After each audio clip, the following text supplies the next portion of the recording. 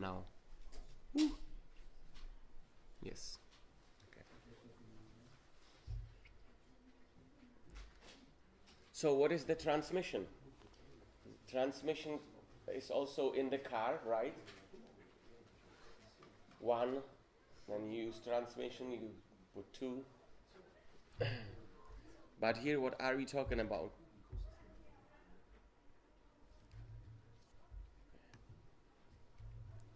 So here is a quotation. If you would like to have a full quotation, I have my bibliography, about 20 books that we were using to prepare for this. Okay, so you can ask me later. Religious transmission means the way in which parents pass on religious attitudes and behaviors to their children through religiosity measures, the ways in which we can identify people being religious, beliefs, church attendance, importance of religion in their lives, opinions about God, prayer, etc. Faith transmission is inseparable from socialization, a lifelong process of acquiring the core beliefs and practices of a social community and religious community, which develops individual sense of self and identity. That is long sentence. Yeah.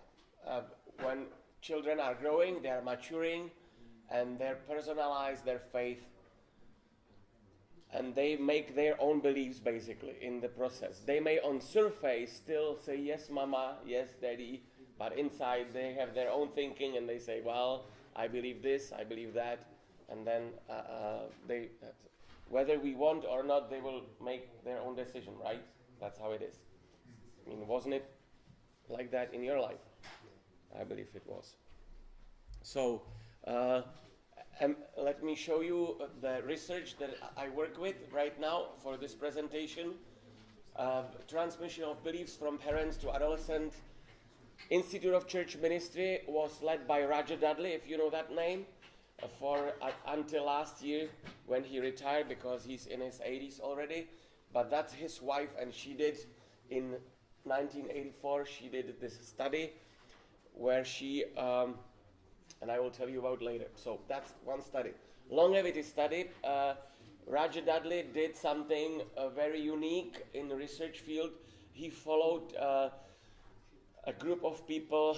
He started with 1,500 16 years old Seventh-day Adventists, and every year he sent them letters and he communicated with them and with surveys. So they were filling every year, once a year, they were filling surveys. Short, just check, but then also their comments. And they were writing him how they feel about things. And he did it for 10 years.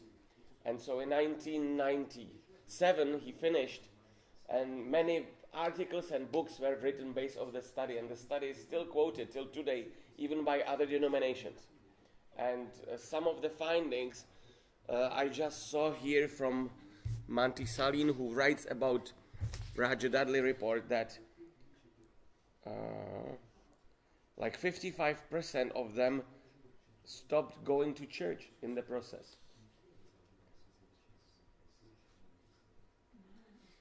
The study found that by their mid-20s, nearly 55% of young people had dropped out of the Adventist church, although some of these still considered themselves to be Adventists, but they didn't go to church.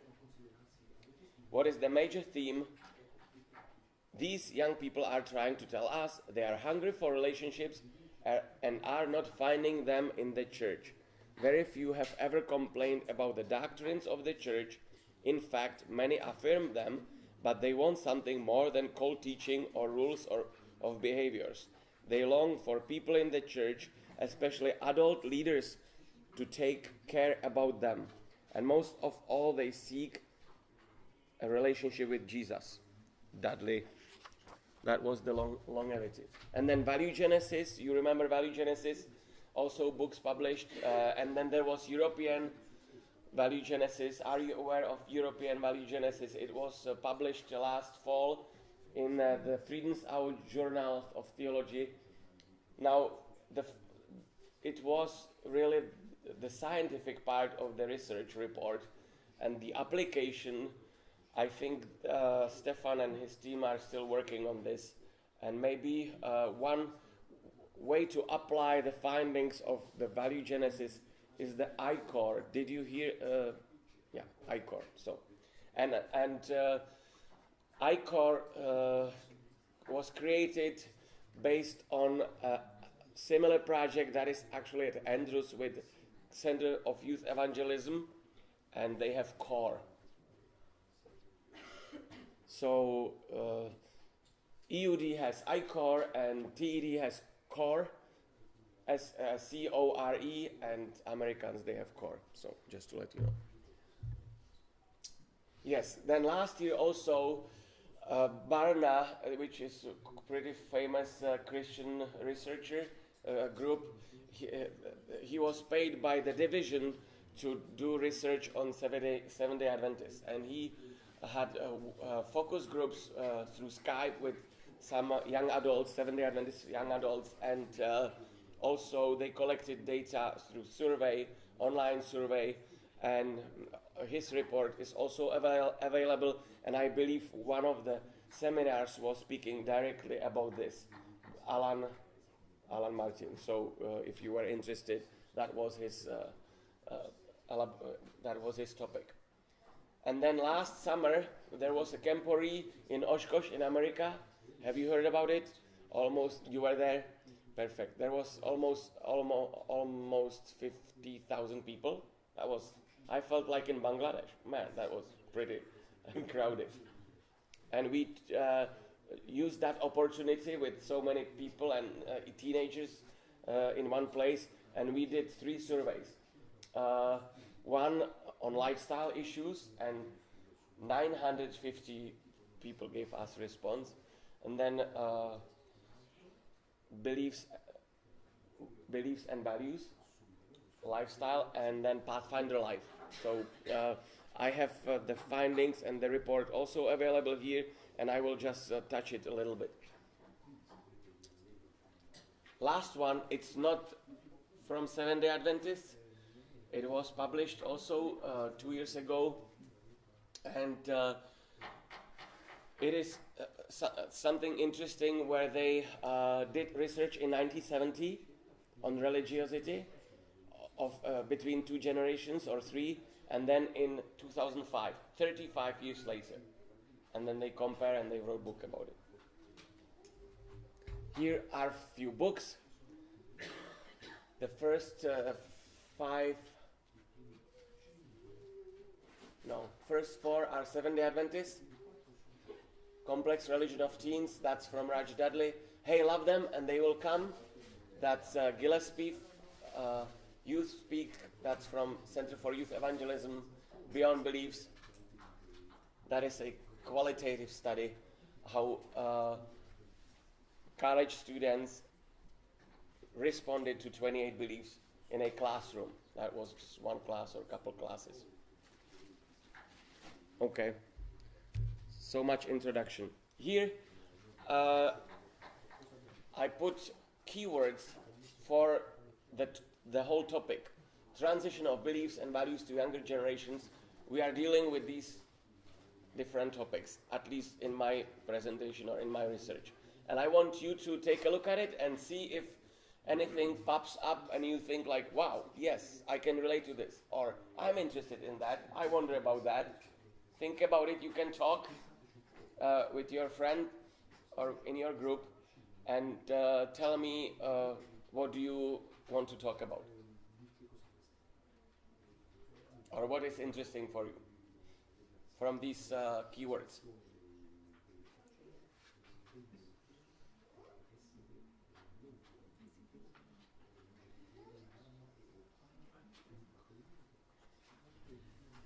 So,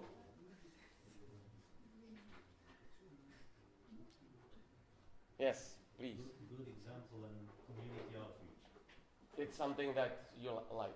Good example meaning being upfront, and the way I behave, what I do, it's setting an example for young people. DNA of faith. What is that? It's basically the core values that faith is building upon. And you can see, and that might be an issue, that each generation, the way they are led in the church and the way they define their faith, it is based on a little bit different emphasis. You know, like when I grew up, it was Seventh-day Adventists have a unique teaching. It's doctrines and behavior. I don't eat, I do this, and that's the DNA of my faith. My faith is defined by belief and behavior. For example, I'm just giving you an example. Whereas, and I read already a short example of the young people today, they want to be more relational. Behavior, they would not put it first, that I have to be externally, no jewelries or look like this and have this long skirt or that long, and then we fight who is right. Right? That makes it DNA. What is the most important for us? I thought it was something else. What? Tell me. I'm interested. No. What is DNA for? DNA. Yeah. Yeah. What is it? Is it possible that in some person that Oh, you mean is chemic? Yes, why not? Okay. Is it something that's, Yeah. that we But- cannot define? Why people are religious and other Or we cannot define it on surface, but when we take it to the lab and we analyze it when we use microscope, we can see DNA. I was wondering. Now, the good thing is, because it's not obvious, it's something that people act upon, but they don't even know about it. And so you have to take a look underneath, and you have to go under the skin and be very honest about it. Okay, anything else? Acceptance. Acceptance, yes, that's... you feel like it's important. Yeah. Mentoring. Anybody will choose something else?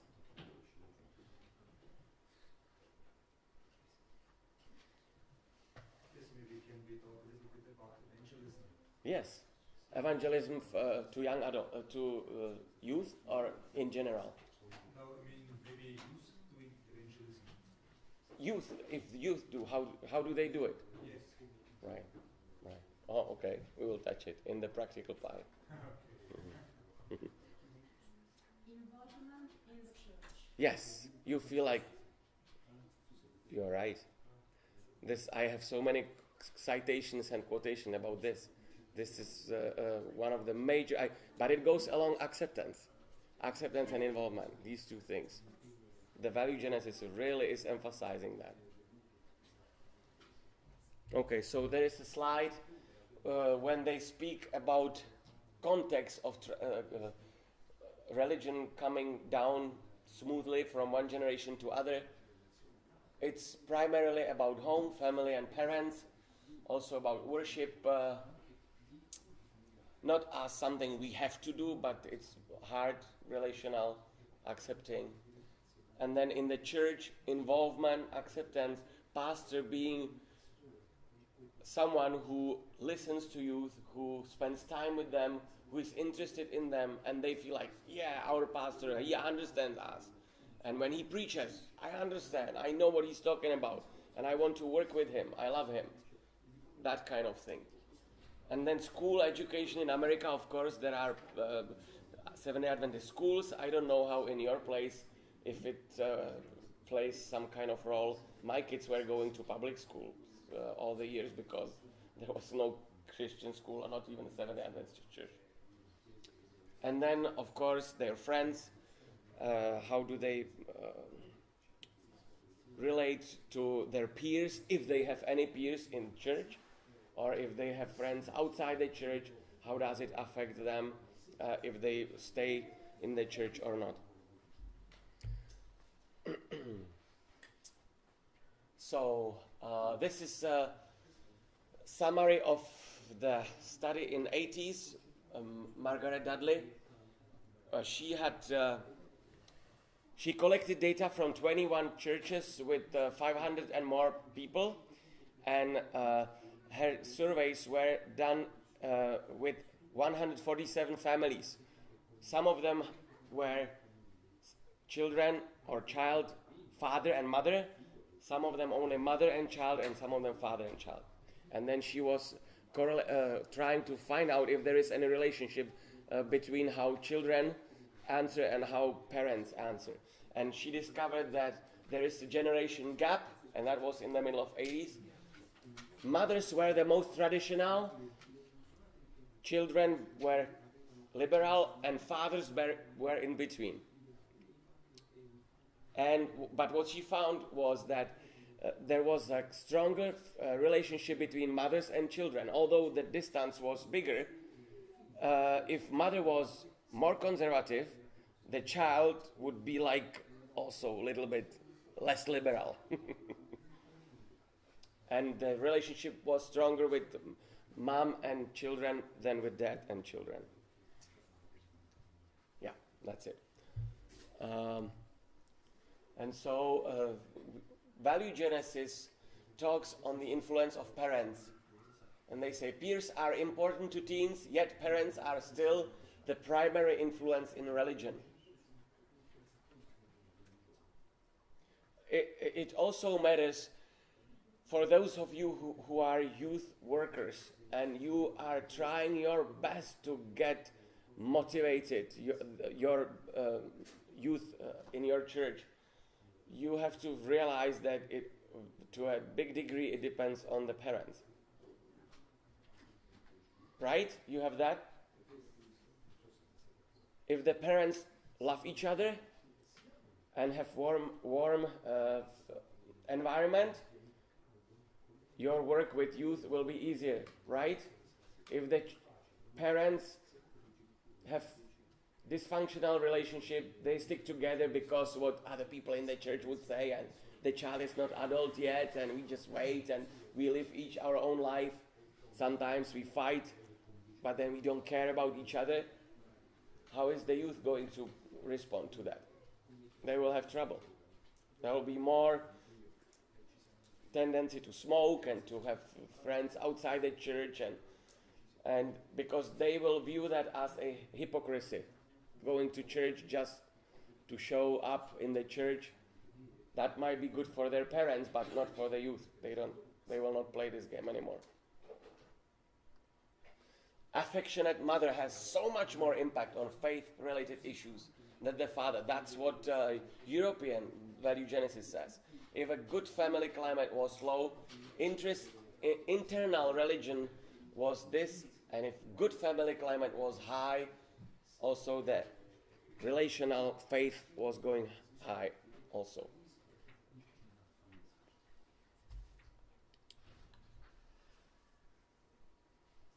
Good family climate combined with affectionate parents. What they say here is they found out, and it was surprise for the researchers, that if there is troublesome family with, for example, some kind of domestic violence or not really good relationships, it doesn't make the youth as bad as if there is a good family climate, good relationship, it makes them better. That's more important, not just to make the parents not to be so bad, but be loving and warm and affectionate, because that's really what moves the children to go the good path. So parents are really very important factor in religious socialization and faith development.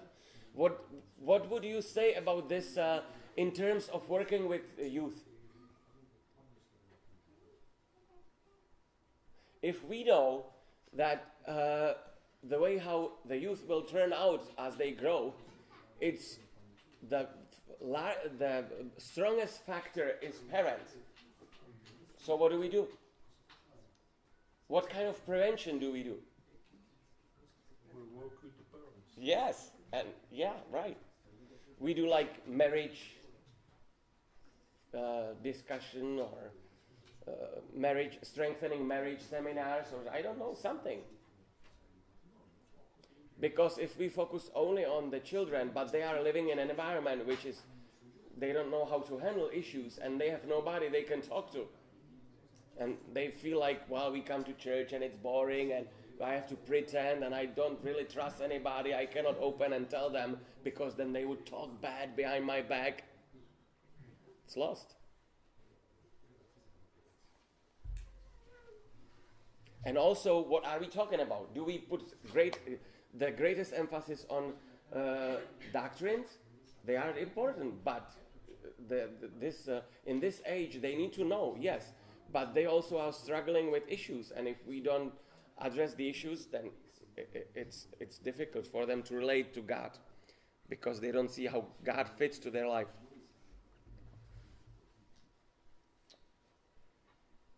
Yeah, this was the non-7-day Adventist research, and their finding was also very similar and interesting, because they said that children seem to model themselves after the behavior of parents who attend church frequently or who don't attend at all. Children will usually follow the example of their parents, at least in this sample. That's how it was. If a child feels close to a parent, he or she is more likely to imitate or model that parent. Even being involved in a church.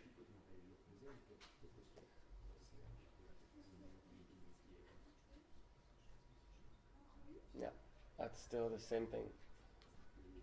Parents who interact with their children during their formative years in a warm, affirming, and respectful manner are more likely to pass on their religious tradition, beliefs, and practices.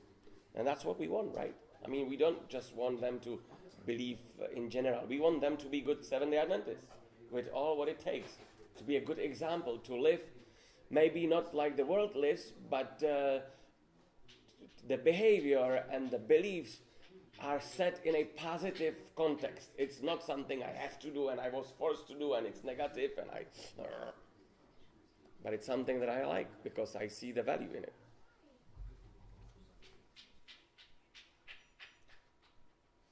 And they also found how it's good when people are the same faith, mother and father, the same denomination, and if their parents, like grandparents, are also the same, they see strong evidence of transmission from grandparents to grandchildren also.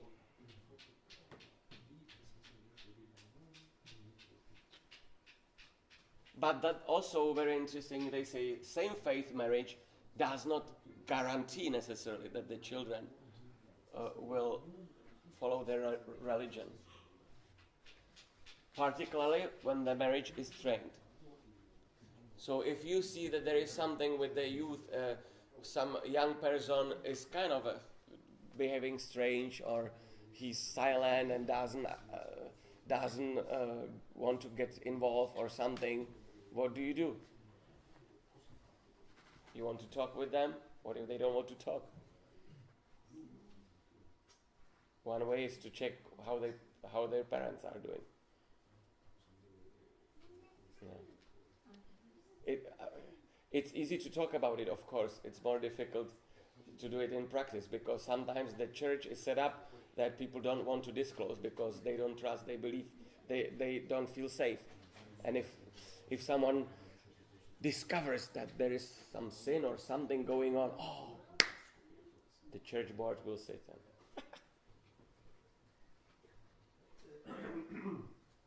Nella nostra comunità ci è capitato di parlare con qualche giovane. In our community, we happen to speak about some youth. Yeah. Dove anche se i genitori sono cristiani non si comportano da tali. Where the parents, although they are Christians, they do not behave accordingly. Uh-huh. Questo penso che succede in tante chiese, in molte chiese. I think this might be the case in many churches. Mm-hmm. Noi come leadership, come animatori, ci proviamo a comunicare, anche a dare un esempio da portare loro, i ragazzi stessi, ai loro genitori, no? We as leaders try and communicate with these youth, also like in finding a way to give them an example, so that they are an example to their parents. Right. Però il 90% dico una cosa buona, il 90% delle volte, una volta entrata a casa, il ragazzo si chiude dentro la sua stanza. However, 90% of the times, once the youth go back home, they shut themselves in their own room Right. and Yeah, nothing that's happens. the thing, yeah. Il Well, problema not nothing, but they have Facebook. That happens. Yes. Il problema è questo, il giovane non comunica con la famiglia, ma non riusciamo nemmeno noi a comunicare con la famiglia. So this is the problem. The youth does not communicate to his family, to their family, and neither do we. Right, right. So, is there a way how to kind of change the focus? You know, like have a, for example, have what is it? What is it called? Family department. They have like camps for 1 week, and couples come and they are there and just talk with them, and talk with them. Would you like to know about your youth? How is it work? Would you like to know what the research is showing?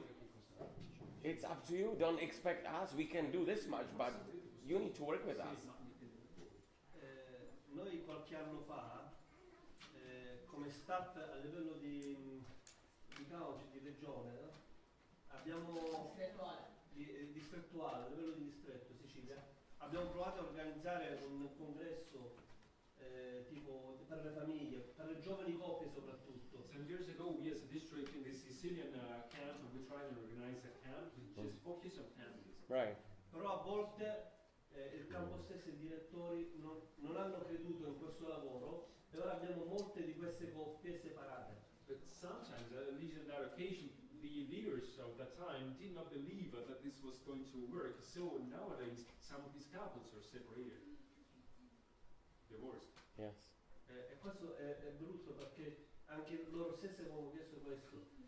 Cosa si può fare per motivare soprattutto i campi o a livello nazionale? So this is really a pity because some of them had asked to have that, had asked for this they themselves. So my question is, what could we do to motivate leaders also at a national level to organize such things? Well, you tell me. I don't know. But on a local level, it would be interesting to have sermon on this topic and talk openly, right? I mean, to let the parents know the relationships, how does it work, and we know that God sees our heart, we know it, but we don't make the connection that it also plays out in the children, in our relationship with children. I want to say something for that because in the northern Bohemia, many people divorce even in the church, and it doesn't work. So our concept, we didn't work just with youth, but with atheists, and that was my morning presentation, was to basically start with groups that would be like a foster family, like a substitute for family. We meet in a group. Even our church would be in a circle around table, and we love each other, and we try to fill in the missing relationships in the biological family, you know, and especially for the youngsters. The youngsters then mingle with us. They are from the world. Both their parents are atheists, divorced, and they have nobody. Well, they come, and we are their parents, basically. And so we love them. That's also. And as a leader, if you create a community of kids, like 12 kids, and then have another group or something, if you have more, it's difficult, but 12 would be good. And tell them, look, Jesus said us to love each other and to be like a family. So here we are, and we will be like a family. You can come and talk to me, and that's how the mentoring, you know, and the friendship and all these things they talk about it. That's how it happens naturally. I have just too many quotations, so we won't even have time. But yeah, it's the same thing always. Parents, how they act, the children will do it. This is talking about the role of home in the religious development of children is almost like talking about the value of nutrition in eating. That's a very good example. When you eat, you can eat unhealthy and no vitamins, and then you will get sick, or you eat in such a way that you are strong and healthy. Parents, naturally, if there is a good relationship and the children trust them, they ask questions, and then not just pastors and youth leaders, but also parents are mentors. Mentors are those. What is mentorship? We listen, right? And then we tell them how we feel, what we would do. We ask them what they think about it. It's a conversation, and then if they want, we let them know what is our experience and what we believe is good. Acceptance. Even Ellen G. White made some good statements on this. Okay. Yeah. So she saw also the connection between the relationships at home and all that. What is happening at home behind the closed door, it will be very strong influence on the children and their religious development, faith development.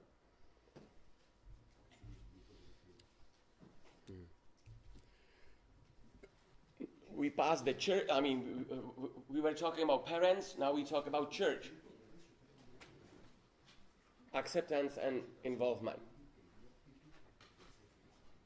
The greater the involvement in youth ministry activities, as pathfinders, youth meetings, camps, the greater the likelihood that the youth will develop intrinsic internal orientation to their religion while they are teenagers.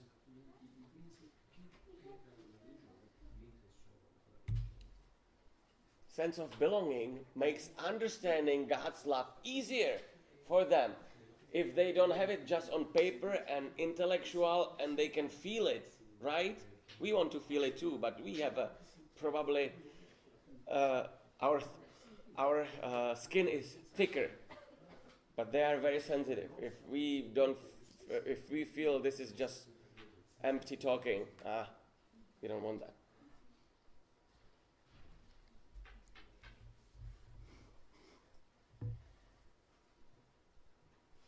Again, youth ministry, being involved in church, but you cannot force them. How do you involve them? How do you involve them?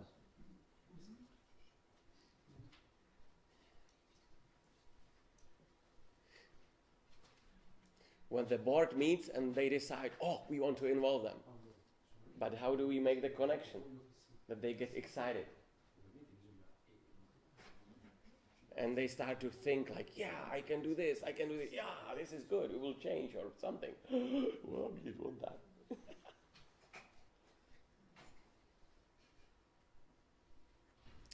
We will still see examples. So Pathfinder, is it good or bad? I heard in Germany there was a great movement of Pathfinders where kids from church and kids from outside would have great community and great time together, programs, and also in the summer there was 1 week or 2 weeks of camping together, studying Bible, and that was great. Now the thing is, how do we connect it with the church? Does it work for you? Yeah? Magari sia gli scout che anche altre attività al di fuori degli scout, come potrebbe essere una recita, un mimo, potrebbe essere un'occasione per poi fare un qualcosa in chiesa di cui poi i genitori anche che non sono della comunità possono partecipare e conoscerla. Maybe like both Pathfinders activities or other non-church activities like a mime or whatever you can do on the road could be connected together to bring to the parents' attention so that they can feel involved as well. Right, they can come and play with them too, right? So hang out with them, spend time. That's a good. In Italia c'è un po' questo fenomeno che fino a quando rimangono all'interno della dimensione dei Pathfinder, degli scout, rimangono collegati alla Chiesa. In Italy we have this phenomenon that as long as youth stay within the Pathfinders, they still stay connected to the church. Good. Subito dopo è molto più difficile che la Chiesa sia per loro un'attrazione. But right after that, it's very unlikely that the church stays a place where you can be attracted to. In parte perché non esiste ancora, anche se si sta lavorando, un programma strutturato per i giovani e ogni chiesa deve fare da sé. Partly because still, though we are working on it, we still have no program, structured programs for the youth. And each local church must invent something out of their minds. In parte perché gli scout riescono a coinvolgerli da diversi punti di vista, in diverse attività che poi una volta finiti non ritrovano più. In partly because Pathfinder's activities are able to involve them from many points of view, that once they are no longer there, it's over and they Right, go back right. to church. But I have to say, when you mention structured programs, I kind of think, like in my country, in my union, Czechoslovakian, very good programs, like even a website with building a village or something, and connected with faith. So faith-based game, and it costs a lot of money, but the kids would play with it for a while, and then suddenly new fashion. Suddenly they have different feeling. They don't want to play it anymore, and I don't think it is possible to have a flat program for each church, the same thing. You always have to see where the kids are. What kind of music do they like, or where are they? If they are from the families where relationships don't work, and then you have to invest more time sitting with them, playing with them, be basically someone who is close to them relationally.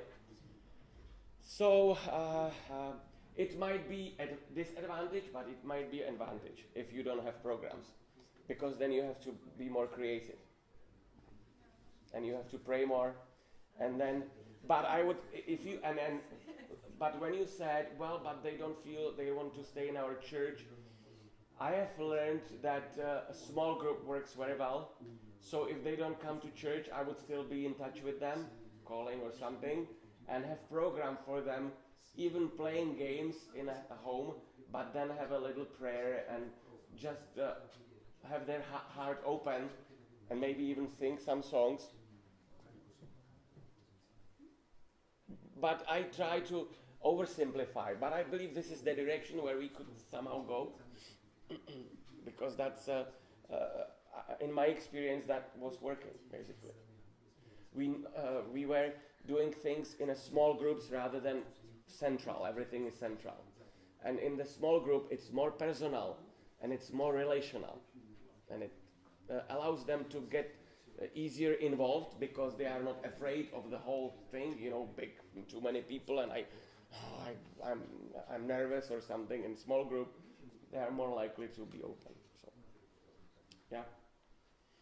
In measure happens the opposite thing.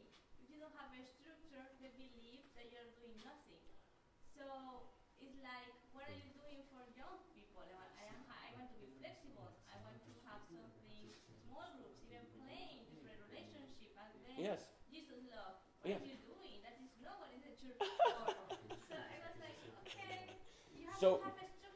First thinking, after the pray, then the welcome, then Well, something. yeah, you can have in your mind, but if it is prescribed from outside,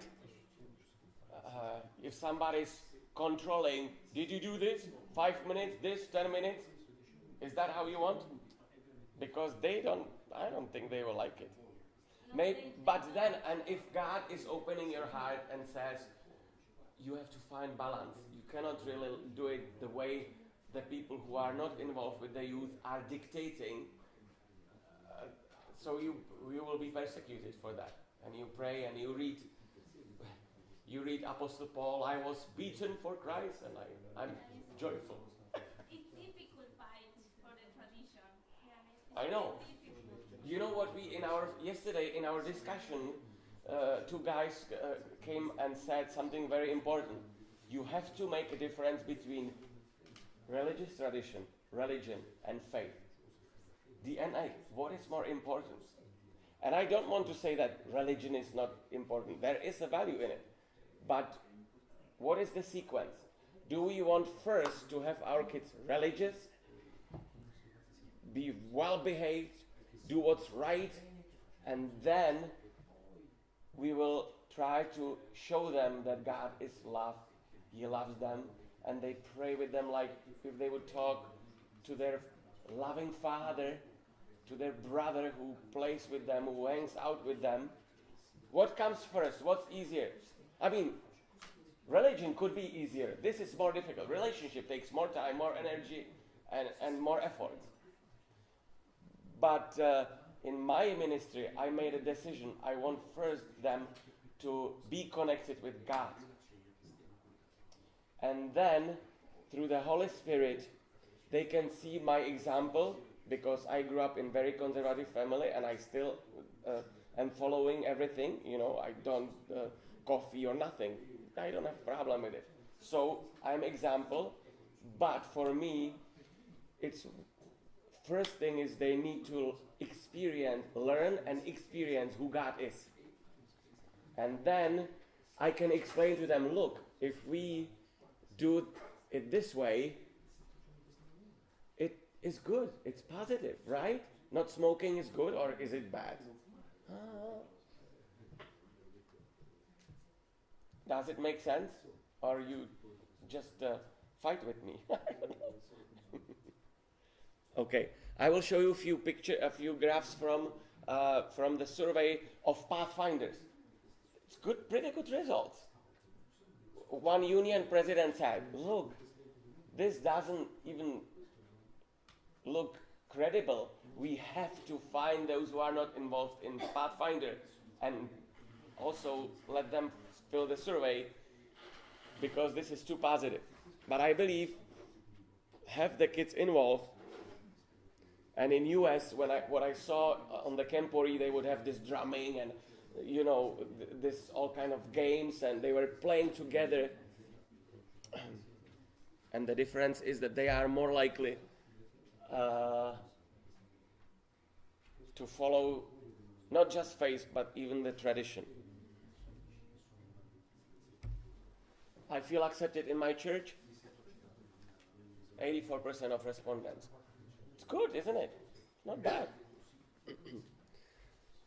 The problem, though, in America is between 20 and 30. That's where people live. Because they have perfect programming, good structure, activities, excitement, and then they go to college, and then nothing. Nothing. Like in the Czechoslovakian Union, they have developed a program, and they have one personnel specifically for 20 to 30, which is not usual in other unions. And they do programs, they meet every 2 months or something over the weekend, and they are being trained to invite people and experience with them singing and worshiping and praying for healing or different things. And that helps them too. Okay. Also very good picture here. Because they are involved. If they were not, I think this picture would look different.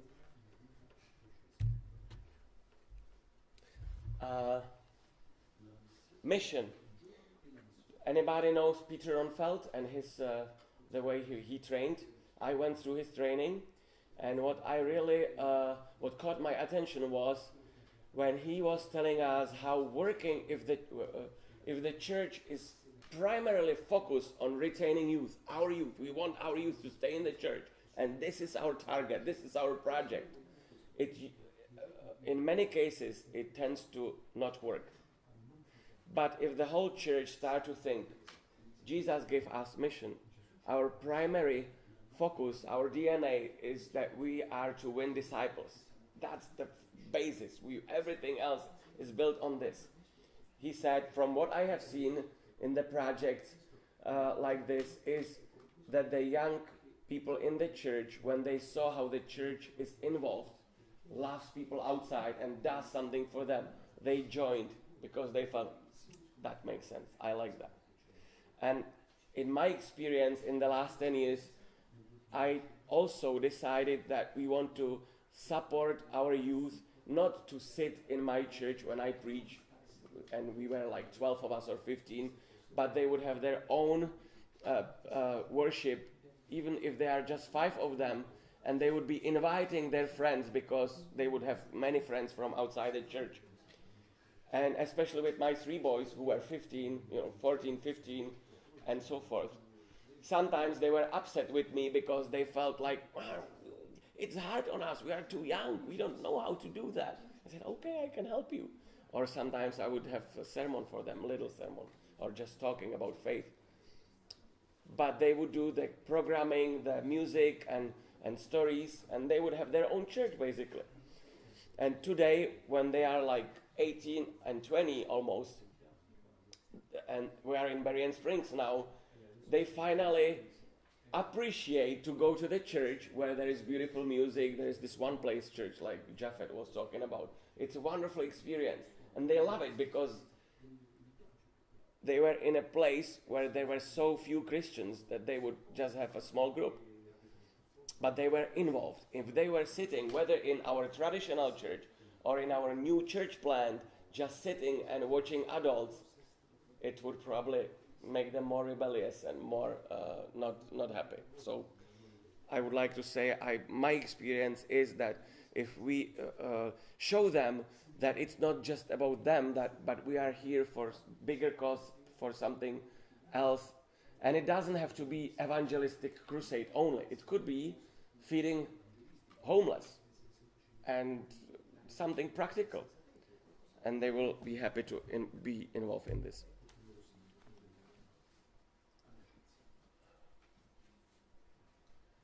"90% of the people in an ongoing relationship with Jesus Christ got to this relationship through the personal efforts of a friend or relative. Someone is praying, someone cares, someone loves, someone listens to me and doesn't criticize." Are you following? Yes, that's the core. Because in our Seventh-day Adventist belief, who else than we should know God's love? Because when Jesus summarized commandments, and we believe in commandments, all 10 of them, right? What did he say? First commandment, love God.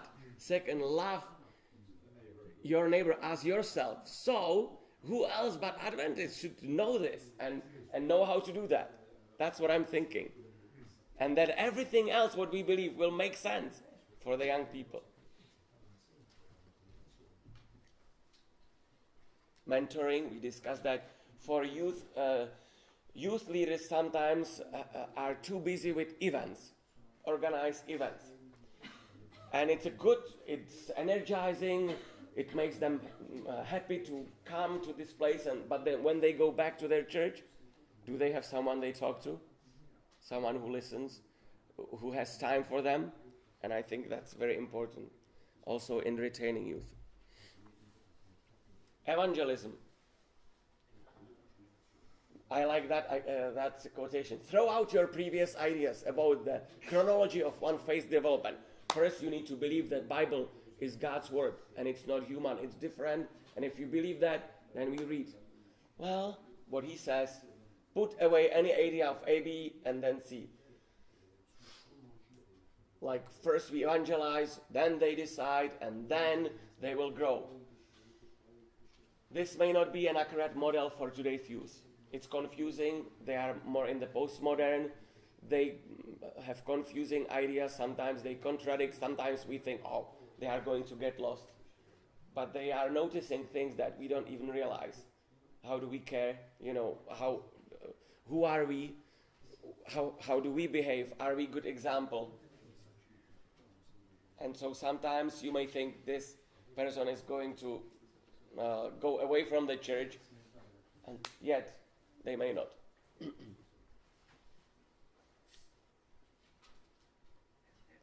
Yeah, and it's way more about feelings and experiencing than just the intellectual and rational. And we know that, right? That's nothing new. Dysfunctional evangelism. Do you find this model? We concentrate on controlling youth rather than empowering them. We give them rules. No playgrounds, no playing drums in the church, not doing this. You cannot do that. Even after Sabbath, you have to do this.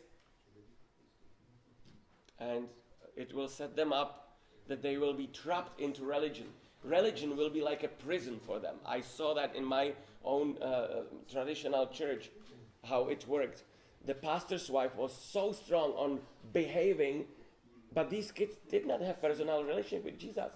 So what was the result? Yes, preach it, brother. Yeah, maybe the reason why parents and other adults are trying to control the youth instead of empowering them is because they also have a lacking experience. They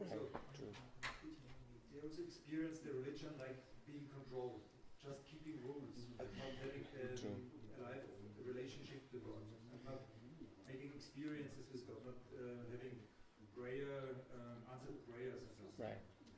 So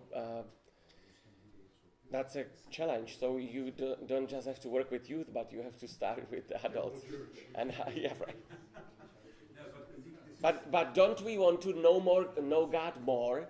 Don't we want to grow? That's also our ultra emphasis. So we need to, like my dad, he's pastor, he has been pastor, now he's retired, and in his retirement, he started to realize who Jesus is even more. Before, he was like doing it because he was told to do that, and then he had time, and suddenly he started to realize, wow, it's way stronger, way deeper, and way more experiential. So, that gives us hope. Older people can still go through conversion. I think there are so many promises in the Bible that we have read many times, maybe 100 times even. Yeah, right. And we get used to it. We did not experience them in our own life. So someone has to come and stop us. I wish Jesus would send prophets like he did in the past. Or maybe he's sending, but we don't see prophets because we stopped. Sometimes in 1915 the last prophet died and no prophets anymore. Well, And maybe we don't need a prophet because we have the word, we can read it. And God yeah. promises, But sometimes we read it, but our eyes are open and we don't see it. You don't. I quote Jesus. He said it also. Accepting church. Good and loving example. Yeah, I think that just makes sense. Youth leaders, they have a very important role. 84% of respondents who are very satisfied with their church report. The spiritual leaders of my congregation seem to care for me as a person. They love me, they care for me. I believe I can tell them, I can trust them, and I like to go there because it's a good environment and I feel good.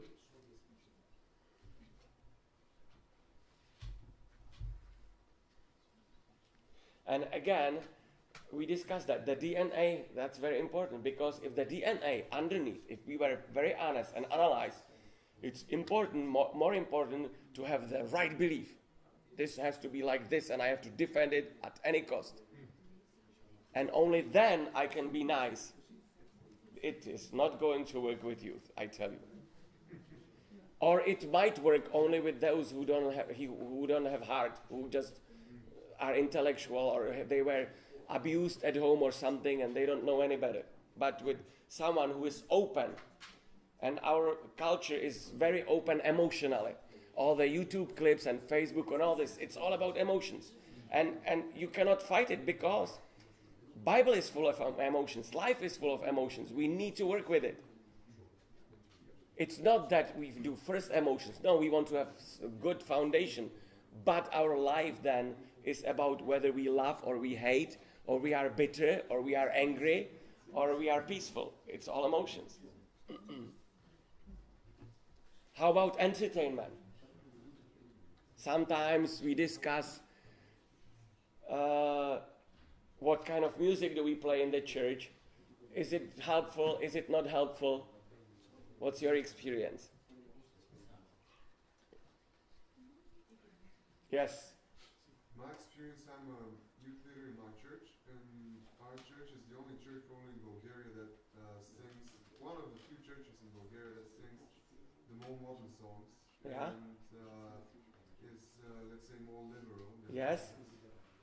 And I have found that almost every single one of the teens, because I mostly work with teens, loves the new style, the Yes. newer style of Christian Okay. music. But some of their churches are really traditional and conservative, and they don't feel at home at their churches and feel more at home at our meetings. And when we sing newer songs and Mhm. talk more openly about things. Anybody else? I just wanted to tell you my experience that as I was growing in a traditional church, and when I came to Prague, to the capital, and saw these more liberals, how they are singing, and they would sing to show off, to show there was a regional big gathering, and they would sing, and everybody, wow, how good they are. I didn't like it. I thought it was just for entertainment. But as we were starting to think mission, how to approach the culture, how to work with people, then the music would get even worse, but it wasn't music for believers inside the worship, but it was outside. You know what I mean? But what you say, I believe also that music is an important bridge, and it should be natural that we sing in such a way that it opens our hearts. It's not like we feel like, this is rocking, this is good.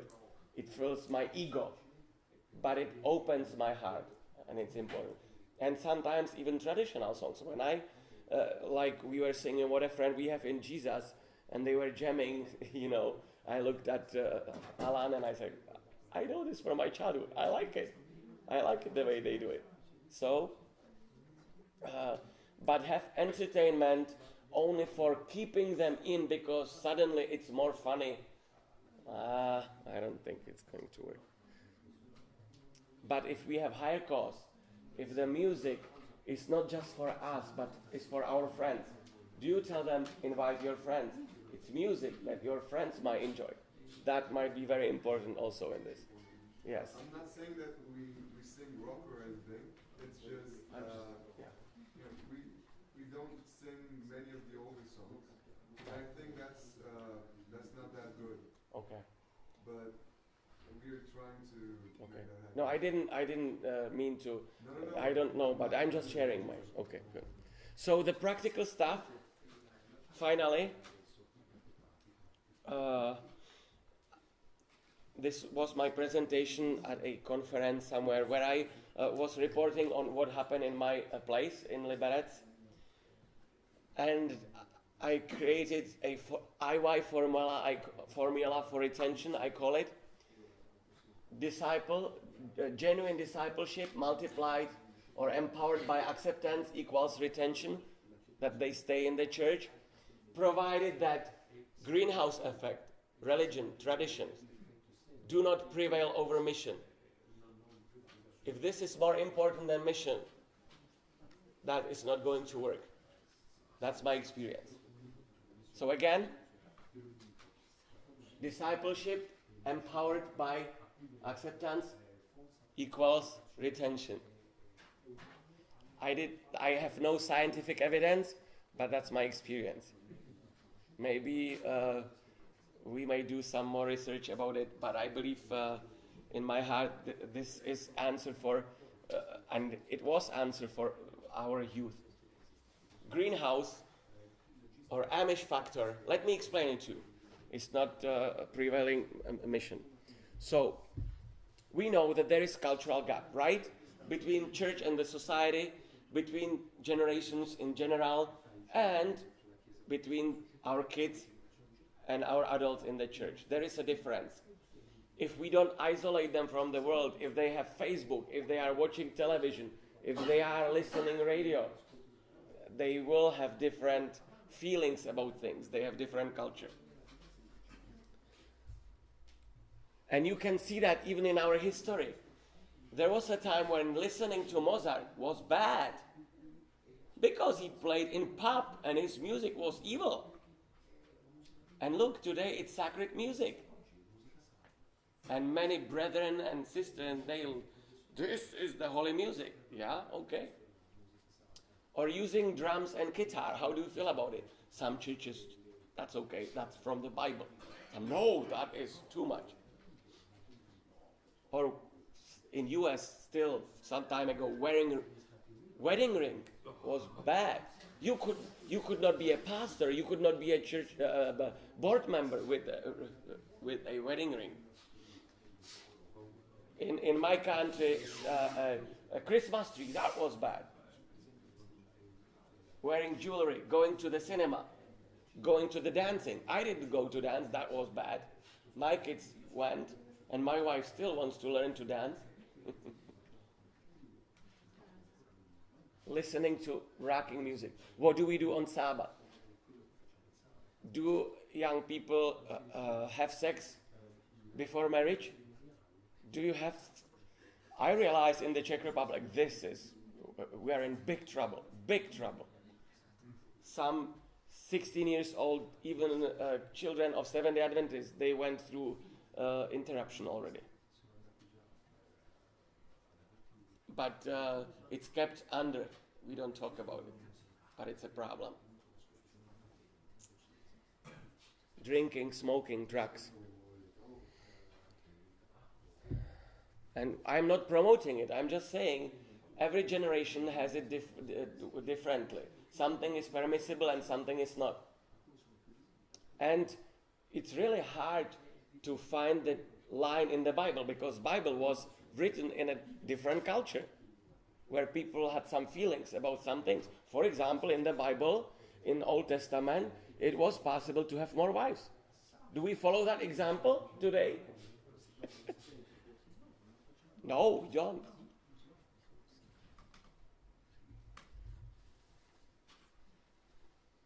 This is Barna research. He was talking about talking with Seventh-day Adventist group who don't go to church anymore, and in the church they think they are already apostatized, they don't believe anymore. And he found that they still believe. They want to help church change. They want to be Christians, but they don't like to live like weirdos, like Amish, like someone who doesn't belong to this world. They want to live so that they can talk the same language and have some kind of a common ground how to behave with their peers. And they see also that God is working not just inside the church, but outside the church as well. And for them, institutional church is difficult to deal with, and that's why they stay out. This is interesting. Most pastors have been trained and equipped to reach two kinds of people. Either Christian folks who want to grow, or non-spiritual people, atheists.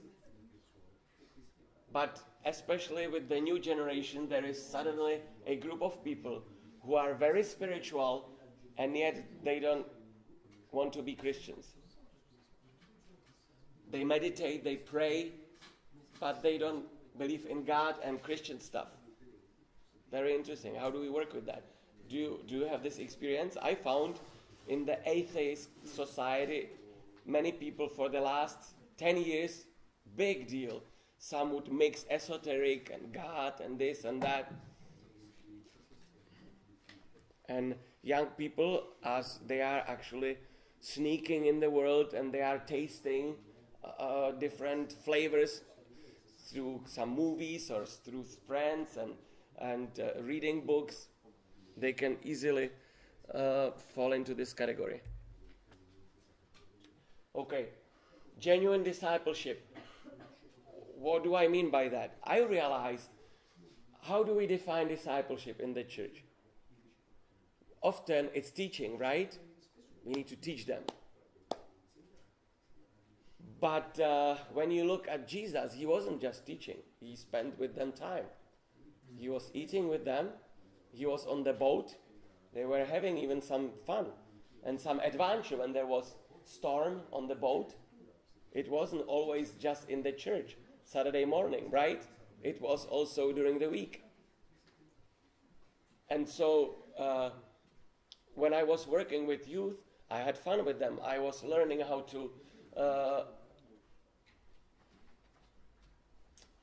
they behave, what music do they like, and how can we use their excitement, their motivation, the right direction.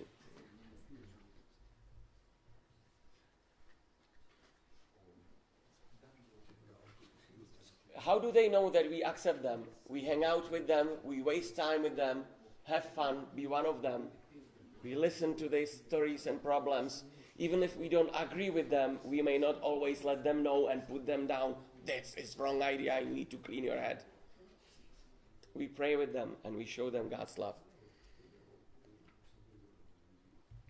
Yeah, finally the story. Okay. This is a group of guys. One, when he was 12, he started to learn drums. When he was 14, he started his band, and it was my boy. And it seemed like the band, it was pop punk, very wild music. He wanted to just forget the church and go away. He's very different than I am. He's introvert, he doesn't talk much, so it was hard for me to connect with him. And so they started to play this music with his friends from school. And it was in our family outreach center where we were doing all the social activities to build relationship with people. And we also had our church there, a new church plant. We would meet, as a new church. But what happened is, his friend, who is in the back, you don't see him right now, he realized, wow, Tim is not smoking. How come? He's not using drugs. That's interesting, because I do. He's not drinking alcohol. Oh, he's a Christian. I'm interested in that. And one day Tim came to me and said, Dad, do you have Bible? I need to borrow Bible. My friend wants the Bible. But, Dad, don't talk to him. Don't speak with him about it. Because he knew that I am interested in spiritual conversations. And so, okay, I didn't speak with him. He gave him Bible. And about a year later, this guy contacted me on Facebook. And I realized he read through the book, through the Bible. He Googled what Seventh-day Adventist believes, and he was ready, basically.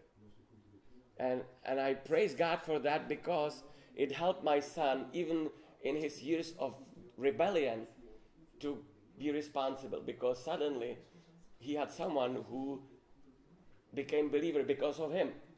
And so both of them were baptized a couple of years ago, like 2011, I believe. Yeah, they were 17 years old. And do they play? Yes, they still play the music. But that's good. That's good. I don't. And I want to tell you, because I didn't want to put religion on them. I wanted to help see how they grow. But the DNA was mission. You go and you tell others. Is it here? It's not working.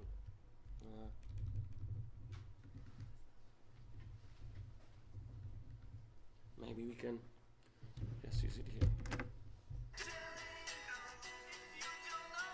So it's free hugs, it's just fun. But we were in the city by Christmas, and people were thinking like, these guys, they want to take money from our... But when we were in the stores and saying, look, you are here over the holidays, can we give you a hug? Okay. One lady had even tears in her eyes in the grocery store. And for the kids, it was just fun. It was good. And then we had events also talking about sex, AIDS, and this speaker is well known and he knows how to say it. And so we would bring people from schools. Exit Tour was a 5-day event where on Wednesday we were in one school, on Thursday in another school, and on Friday evening there was a big rock concert. And these were not Seventh-day Adventists, they were from America, and between the songs they would share their faith. It was evangelistic event for young people. So I just show you.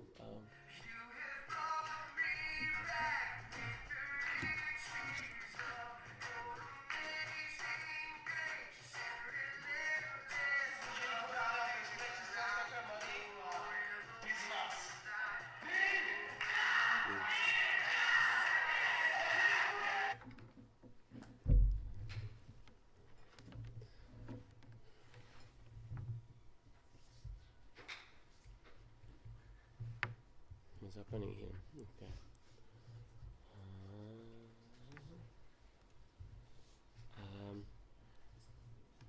And this is how they start to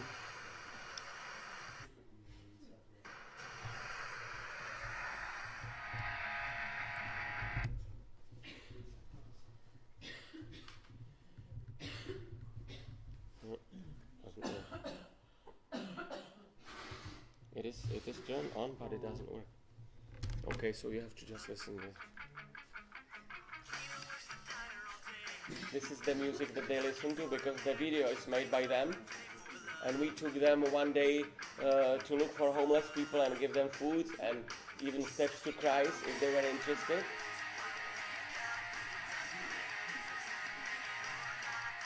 And then Saturday afternoon they would hang out and have fun.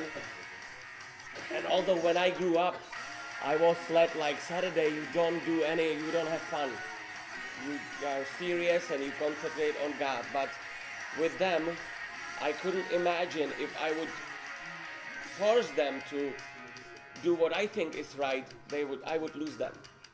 So I led them to pray and to have connection with God. And for me, the most important thing was that they would have their Bible. And even on the roof, they would study Bible while having fun. And my dad would baptize. Over the last 3 years, we had 9 youth baptized. Half of them from the church and half of them from outside. Because that was their own outreach. They were reaching out to their peers and then they were baptized. Now, when you talk about music, when they became Christian, I would expect that they would lose music. It would be more like gentle, but look. But this is not for fun anymore. This is evangelism. They would fill whole rocking place, and between the songs they would talk Jesus. And I prayed for it. I said, God, this is not my style, but if you want to work with this, okay. Very interesting also, with this music, there is something called straight edge movement. When teenagers, it's a movement all over the world, decided that they will have no drugs, no smoking, no alcohol, no sex before marriage, and they are even strict vegetarians. So my 3 boys, strict vegetarians, and because they are straight edge movement. And I would argue, E.G. White is talking about it, it's biblical, you don't need straight edge. But then again, culture. It is acceptable for their peers. Kids around themselves, they drink, they smoke, and they do have sex.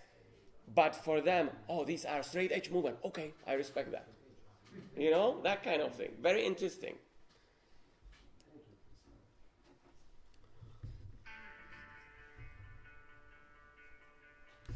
Sometimes they organize Saturday afternoon worship and then they stay overnight in our center.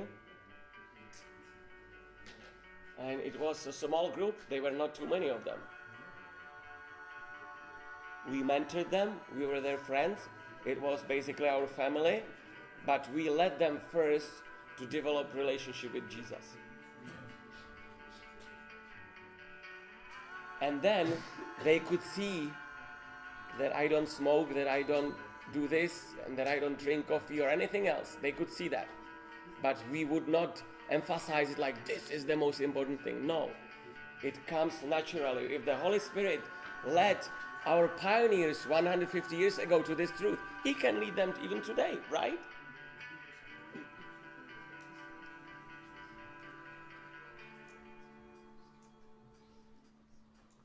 This was also interesting. They would go by themselves on the street and talk to people about Jesus. And no adults with them. I was proud of them. I was good. They tried. Some of them would have more courage. My kids, being Adventists, I don't know how. So they were just following. But still, it was a very helpful experience. And the last picture. you saw already baptisms, but I wanted to show you this baptism. We created a clip. It's interesting because there were two girls who grew up in traditional church, and they were actually daughters of the head elder, and also one lady from the board. And I made commitment that I'm not going to take away people from my mother church to our new church, and so I thought we would teach them, but they would serve in the church. But then on the board I learned that they are going to be joining our new church plan, and I was upset about it. I said, why? But then I realized that I missed something, because the parents would talk with the children, and the children, these two girls from the church, would tell them, look, we were going to the church just because you forced us, and we are leaving the church, and we were going to the world, we would not be a Christian. But down there in the small group with the youth as a family, we learned about Jesus, and we want to belong there. And I didn't know that. So the parents said, okay, okay, be there. And the one girl with them, she was from the world, from our public lectures in the school about sex, relationship and all that. She would come to our center, and her life was a mess, so we helped her, and then she wanted to be baptized. The good follow-up is that the girls from the church were going every Saturday to this community center where we had our church, but now when my family moves half year later, they would have to reorganize it, and they decided to have morning Saturday open so that the new ones, they don't come, and some go to the old church, some go to new church, so they go back to their mother church, and I'm happy about it. And in the afternoon, then they have their own program where they do outreach again, they invite friends. And so that was just to give you an example of how we were working with it. Thank you for being here for so long, and it's about time we can now sing song and start Sabbath, or we may do that later with everybody. There is one more. That's my little boy. He's 3.5 years old, and already 3 years old he was playing drums because he saw his brother playing drum, and he visited grandma. She would lend him the pads, and one pad was completely destroyed after 3 days of playing. And I'm thinking, when he's going to be 18, the world is going to be a different one. Man, I don't know.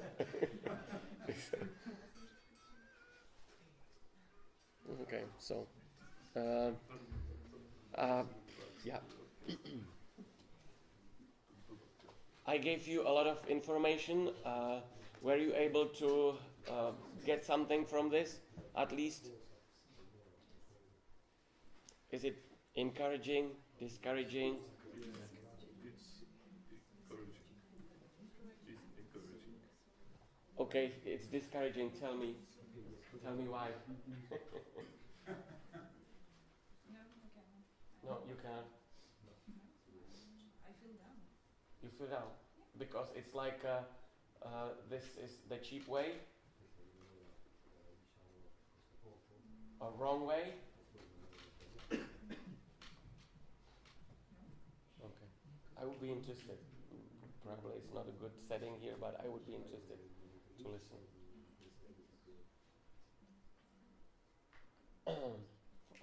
It was a journey for me where I learned about culture, how Jesus works in a culture, where I was learning how I can live my faith and be Seventh-day Adventist, but I live in a world where people are way too far away from being Seventh-day Adventist, and I wanted to first win them for Jesus, win them to be disciples. And my hope is that these kids, 10 years later, they will be good Adventists. That's my prayer. They will be good Adventists. But it's a journey. It doesn't happen from one day to another. And we first give them the experience with God, and then we teach them how to live. And discipleship really is a lifelong. It does not happen in a half a year of giving Bible studies and then they are finished and then we baptize them. Oh, we don't want that. We want them and we teach them to grow all life. And there is always going to be something. And be honest. Are you perfect? No, I'm not perfect. We all have to grow. Sometimes our children help us to grow up. Right. Because They should. We don't think all right. And with that kind of thinking, we can't reach the people. We can't make our mission. Right. And so we have to return back to our DNA. What's really our DNA? What is it based on? I have an acronym for D. It's divine truth. N, nurturing relationships. And A, apostolic mission. Figure. Jesus summarized commandments as love God. That's the first thing. Second, love people and yourself. And third, go and win discipleship. And that's basically a summary of the New Testament. And our teaching is very good. I believe for postmodern, it's holistic. It deals with health. It deals with practical stuff. It deals with intellect, prophecies, all kinds of things. It's very good. It's a great capital we can draw from. But I cannot push everything what I believe is important and for me. I cannot push it on someone else. I have to allow God to do His work, right? It's actually a mystery. We don't have any patent on how to convert people. Conversion is a miracle. We can only pray. We do our thing and then we pray. I tended to create like a trick how to do that. But then God told me, no, don't do this. This is different thing. It's like when you sow the seeds in the plants, and then you watch as they grow. And it will either grow in the good soil or it grows outside, and we cannot really influence it. Did you ever tell the young people that you, for example, don't like the style of music you're listening to or you're making? Right. They would have this music, the wild music would be only outside the church. In the church they would have something like you said, youth songs, like hill songs. Did you ever tell them Or did I tell them, don't do this music? did you somehow express that you don't like that music? Oh, I did, and they were upset with me. My boys, I did tell them at home, this is not music, but I didn't tell it again. I didn't repeat it because I knew it's hurting them, and I didn't want to hurt them. I was praying for them. Anyway, they did know, but you don't talk about it anymore. Right. Or when we talk about it, I'm trying to listen. So tell me what's interesting about it, Or my son wrote a paper for school, and it was supposed to be in English while we were living in Czech, and he asked me to do corrections, and the paper was about the music, history, and wow, I was interested how details I wouldn't even pay attention. Like the kids learn the words at home, and the words are powerful, spiritual, and then they have different moods in the music. While for me it's just one shout from the beginning to the end, and how they have the different things. Very interesting. Yeah. But it's still not music that I like. I'm sorry. And now when they are with me at Andrews, they are slowly changing the style because they realize it's a different environment. But nobody is forcing them. They do it on their own. And they pray, they have relationship, and praise God. That's, for me, that's the best thing that ever happened. Right. So, yeah, question. Non so nelle altre parti d'Europa, però in Italia c'è un fenomeno, i ragazzi tra i 24 e i 25 anni, 35 anni non ci sono. Okay, I know about other parts of Europe, but in Italy, where I am, there are no people between 24 and 35. Right. That's young adults. Allora, That's like in America. È possibile perdere un'intera generazione facendo sempre le solite cose, il solito culto, la How was solita it possible musica. to lose an entire generation doing always the same things, like the same worship and so on? Quindi evidentemente c'è qualcosa nel nostro modo di comunicare che impedisce arrivare alla nuova generazione. Apparently, there must be something in our way to communicate that prevents the new generation to stay.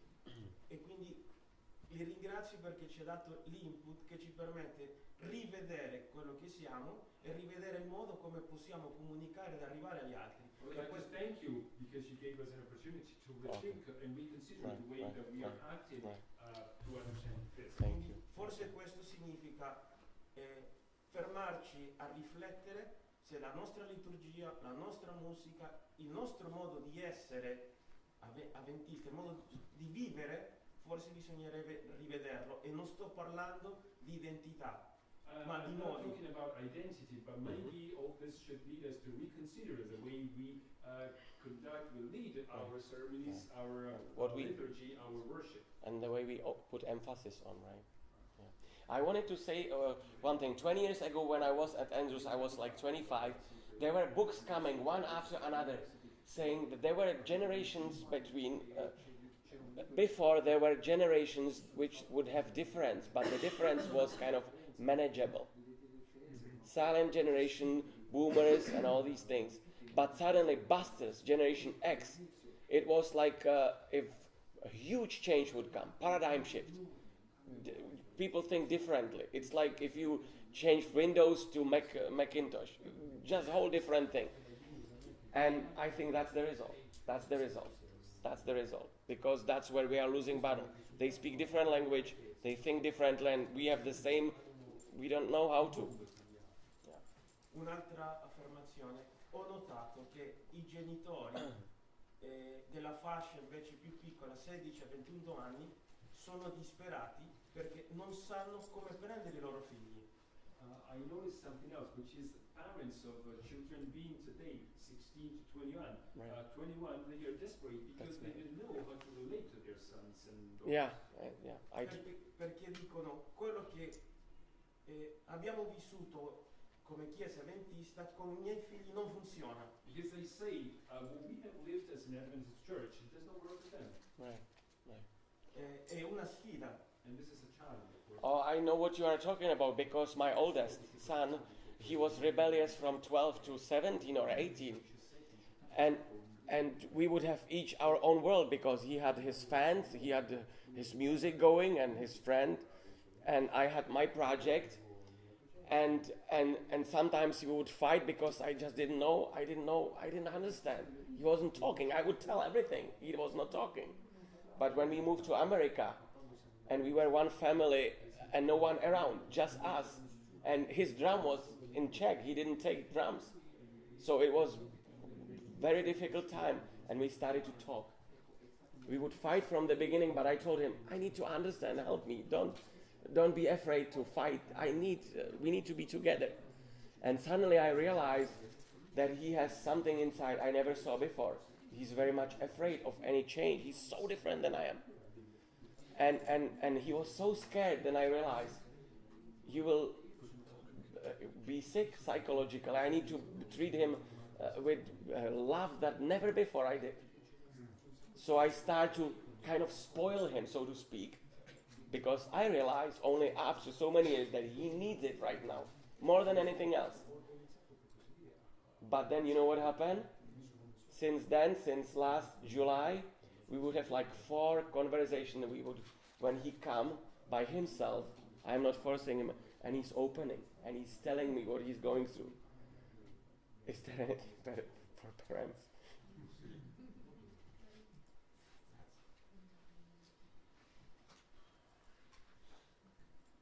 Good. I think our time is up. So thank you very much. Can we pray in couples, 2 at least, and pray and ask God that He blesses everything what we discuss here, please?